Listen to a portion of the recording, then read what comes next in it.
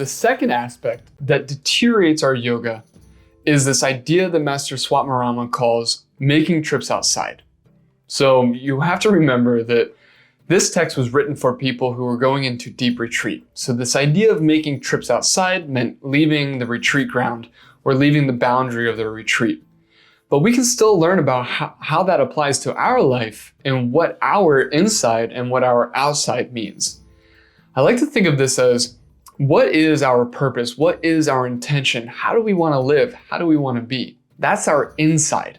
And then outside is everything that doesn't represent and doesn't support what our goals and what our vision and what our intentions are. So when we're about to do something you can think about is, am I about to go outside? Am I about to break the boundary of who I want to be? So that's a very easy way to measure things. Say, is this part of my inside of my retreat, or is this outside? Am I going to be getting closer to the goals, or am I going to be getting further away from the goals?